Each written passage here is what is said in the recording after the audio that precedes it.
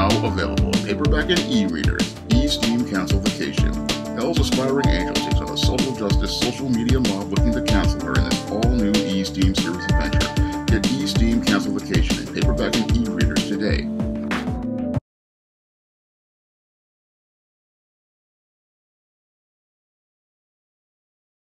Comic artist Ed Piskor sadly wound up taking his life at 41 years old on the 1st of this month.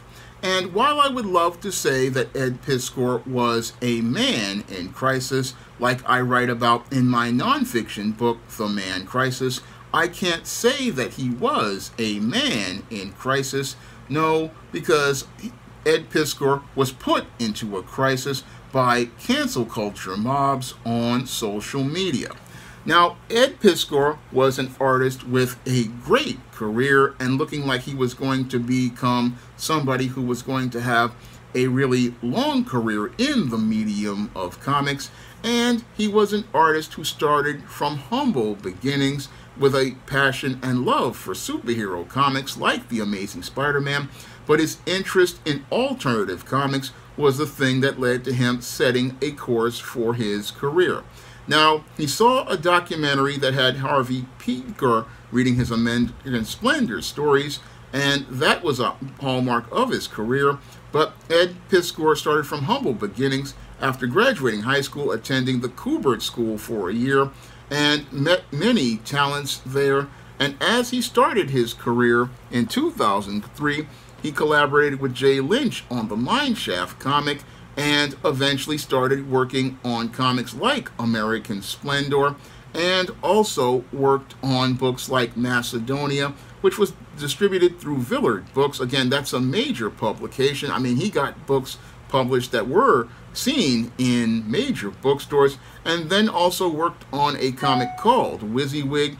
And after working on WYSIWYG from 2008 to 2011, he went to work on the Eisner Award-winning book Hip Hop Family Tree, which was a historical account of hip hop culture, because Ed Piskor, in addition to being a comic fan, was a fan of hip hop and wrote and did this art for this historical timeline of rap and hip hop. And that book was so critically acclaimed, it got him an Eisner Award. Now, after getting an Eisner Award, Ed Piskor got major mainstream comics with the first major milestone comic, X-Men Grand Design. And with X-Men Grand Design, that was a great series because it really chronicled the history of the X-Men in Marvel Comics. I read that book, it was absolutely fantastic. And as he continued on, he was working on serializing a graphic novel called Red Room, which was published over 3 volumes by Fantagraphics.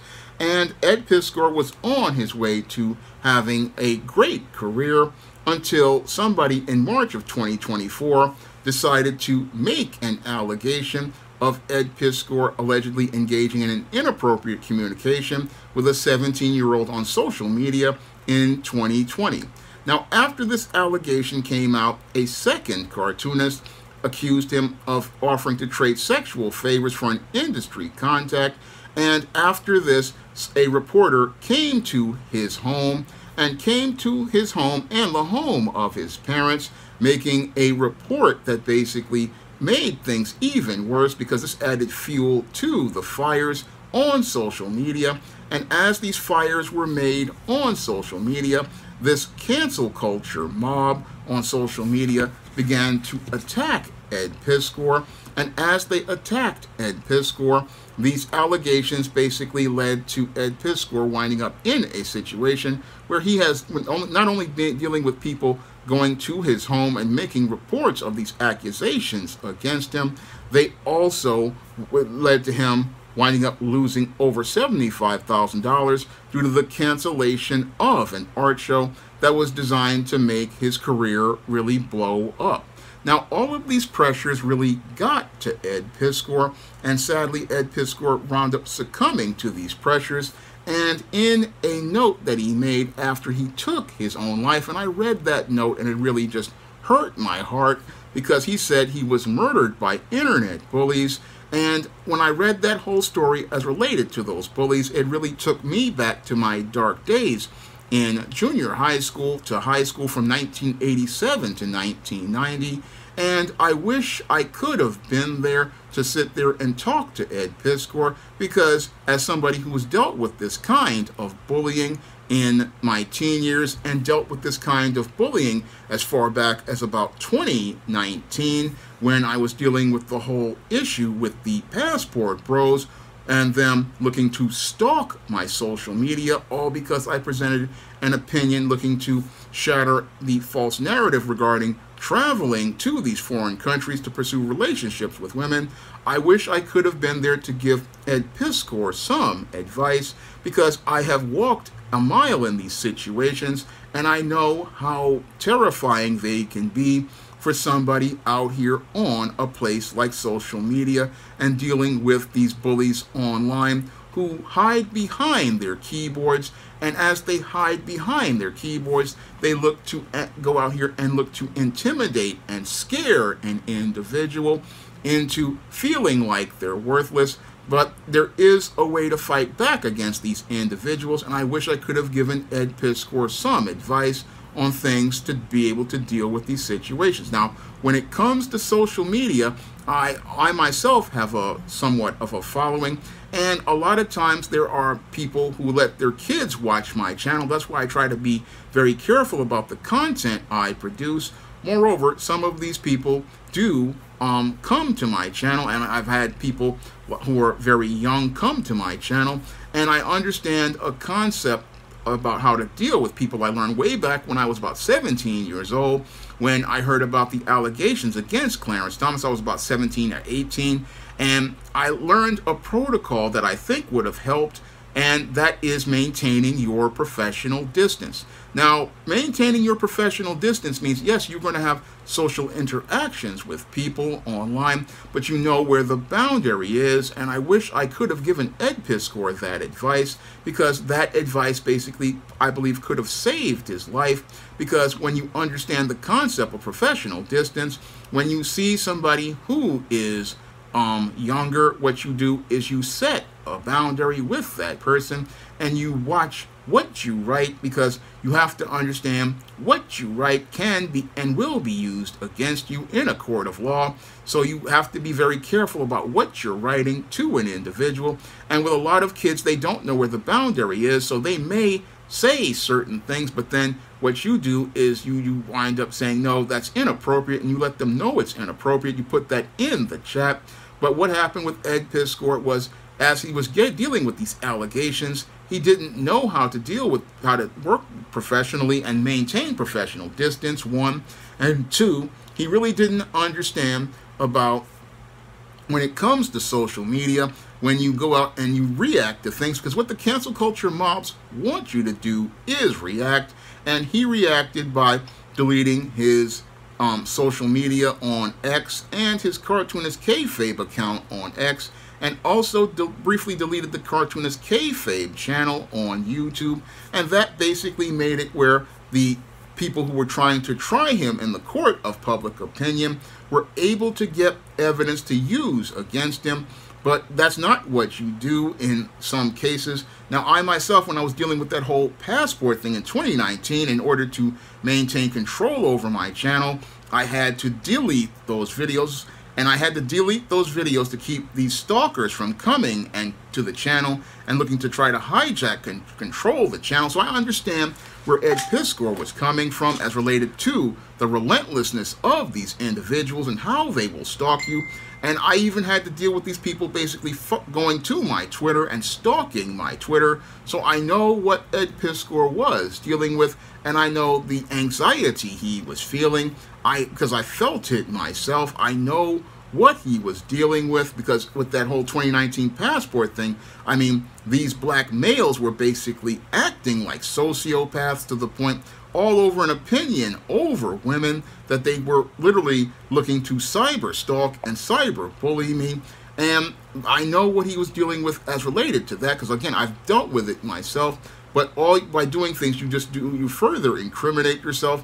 But the whole thing is, as this is going on, what you have to do is distance yourself from social media and start planning a strategy to deal with these individuals. Now, in the case of these allegations, I believe Ed Piskor definitely had a case for legal action, because when it came to these people making these claims, again, these were unsubstantiated claims. There were no police reports being made. So these people making these allegations on social media were doing two things. One, they were participating in cyberbullying, which is a federal crime.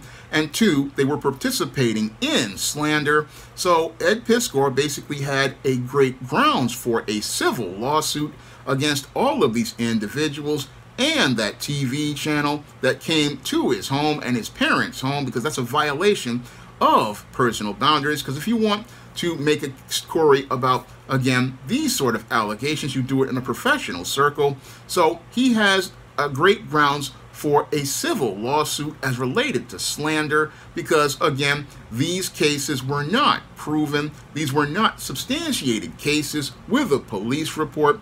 And again, this was tried in the court of public opinion, and the recourse you have as related to that kind of case is to file a civil lawsuit against these individuals as related to slander, and then file a report with the federal government, because the cyberbullying and cyber stalking were a federal crime. And that's what many of these cyber stalkers don't understand, who come after a man like Ed Piskor on social media. They don't understand that they're actually participating in a federal crime by forming up these cancel culture mobs and looking to stalk an individual online, all because they heard he was out here with a 17-year-old on social media. Again, you heard that, but you don't have any of the evidence. No, if there is evidence of something, that is for local law enforcement and federal law enforcement to deal with, and it's for them to create police reports and get an indictment, because under our United States Constitution, a person is innocent until proven guilty, and a person is supposed to be able to get their day in court, not get any sort of allegation tried in the court of public opinion. However, in this era of Me Too, what a lot of people love to do is just take an allegation and run with an allegation, and they run with an allegation on places like Comics YouTube in order to get clicks and views and get ad dollar blood money. What they want to do is go out here and get ad dollar blood money by making all sorts of unsubstantiated allegations, not understanding how it can lead to somebody's whole personal life being destroyed. And that's what happened here in the case of Ed Piskor. He wound up with his entire personal and professional life being destroyed, because here you had reporters from WTAE News coming to his home and the homes of his parents as related to his home, and then not blurring out the house numbers of his home. Again, that's a civil lawsuit right there for slander, and again, doxing this man. And again, that's a violation of good journalism and I believe ethics overall. And again, that's why I say there's a case for slander, because if there is no criminal investigation, you are not to go to somebody's home and ask them any type of question like that. I mean, an allegation on social media is not a indicator of criminal activity.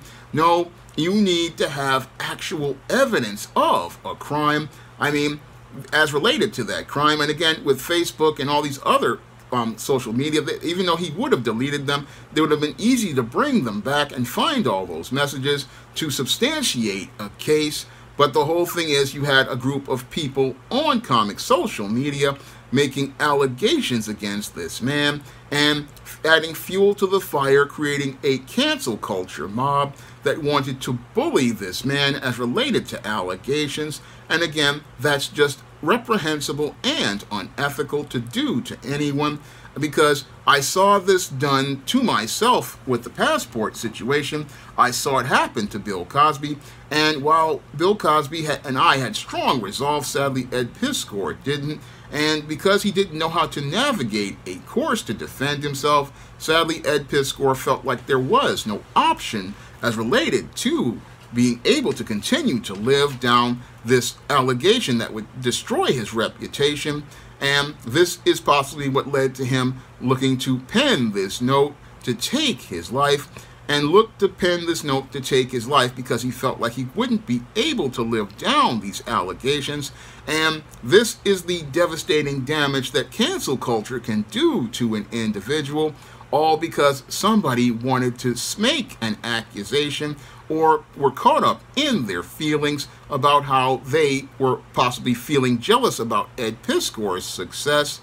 And that's what I really hate about cancel culture, because cancel culture is all about people looking to try people in the court of public opinion without any sort of actual substantiated evidence, and looking to destroy a person's reputation, and to the point where they feel so worthless that they feel like taking their lives. Now, as someone who has been in this situation, I mean, I even wrote about it in a book I called Esteem Cancel-Vacation, where the Esteem character is dealing with this cancel culture and deals with a cancel culture mob.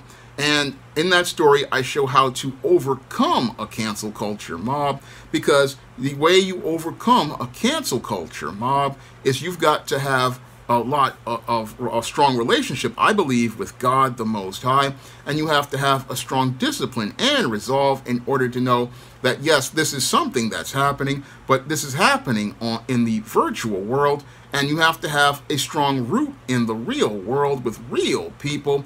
And Ed Piskor, what happened with him, sadly, he didn't reach back to those who loved him, because if he had reached back to those who loved him, they would have told him, you know, don't worry about these people online making these allegations, making these statements, because you have people who love you, people who know the truth. Now, when the whole story, they're saying, oh, he was on social media in 2020, again, with a 17-year-old. Well, again, I have viewers of all different ages who contact me on social media, but again, I understand professional distance and protocol, and I understand that even though I have viewers of all ages, I understand that there is a professional line, and again, understand that, but sadly, there was nobody there to talk to Ed Piskor about maintaining that whole line of professionalism as related to that whole situation, because if he had known how to move in these social media streets, he would understand, okay, when you're dealing with somebody who says that they're underage, again, you maintain professional distance, and as you maintain professional distance, you keep everything professional, and because you're going to run into people, and when you're going to Comic-Cons, you're going to run into kids there, you're going to run into minors there, but you have to understand that you have to make statements like, okay, where are your parents? Okay, I'm only going to deal with you as related to this in a business situation, and maintain professional distance, and make sure that all of your statements, again, are ones that are professionally appropriate. That's the way you deal with individuals. Again, there's a rule and a series of protocol, but sadly, Ed Piskor didn't have someone like me who has been in publishing for over 25 years to give him guidance, because he really was one of these artists. Again, he had great talent, but he just didn't have any understanding of how to move with business protocol in engaging with the public. And what's even sadder is that while he was trying to move in these business circles, he had a lot of opportunists who were, I believe, jealous of him and wanted to create this whole cancel culture mob. And sadly, because of all of this crisis as related to cancel culture, a man sadly wound up feeling so worthless that he felt he had to take his life. And sadly, these internet bullies, they basically took this man's life, all because they wanted to create drama on social media, wanted AdSense blood money, and didn't care about this man's life. And it really shows me how sad comics social media has become, because comics YouTube, comics social media, I mean, they basically, as I see it, killed this man with all of their quest to get views and clicks. again, killed this man based on allegations that had not been substantiated in a criminal court. Again, when it comes to allegations, we need confirmation in a criminal court for this to be something substantial, not somebody saying, oh, so-and-so did something, because you just saying so-and-so did something is akin to yelling fire in a crowded theater, and akin to, and also just slander, because you making that accusation is slander, and those reporters are doxing him. Again, that's slander, and that's all a good case for a lawsuit for an artist who lost his life way too soon, because at 41 years old, he was basically in at the prime of his career. And I'm really sad to hear about the story of Ed Piskor, a man who was driven to take his life, and was a man who wound up in a crisis due to those who were just so callous with this whole cancel culture. Now, if you want to pick up my book, Esteem Cancelification, and learn how to overcome cancel culture, you can find that book on Amazon.com in paperback and Kindle format. You can also find that book at other online booksellers like Draft to Digital and Barnes & Noble, Walmart, and Target. And if you'd like to see me make more videos about the comic book industry and help me get my next comic out there, you can send a donation to the Patreon, the PayPal, or the Cash App by clicking the links in the description box. That's all I have to say for this video. You can comment, rate, and subscribe. Now available in paperback and e-readers, John Haynes' Illuminati, the man who rules the world, takes on the head of the global elite in this all-new action-packed John Haynes series adventure. Get your copy of John Haynes' Illuminati in paperback and e-readers at Amazon.com and online booksellers everywhere.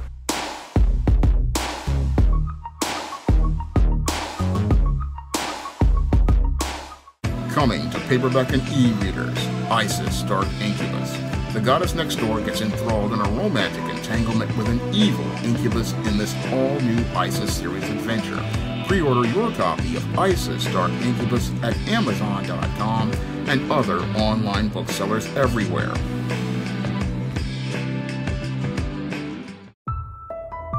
Coming to paperback and e-readers, Esteem Horror in the Hamptons. The aspiring angel tries to escape a house of horrors in this all-new Esteem series adventure. Pre-order your copy of Esteem Horror in the Hamptons in digital format at Amazon.com, Google Play, Draft to Digital, and other digital booksellers, or pick up your paperback copy on May 24th. Support Black-owned and Black-operated digital broadcast media. www.niceradionetwork.com. Nice Radio Network, broadcasting 24 hours a day, 7 days a week.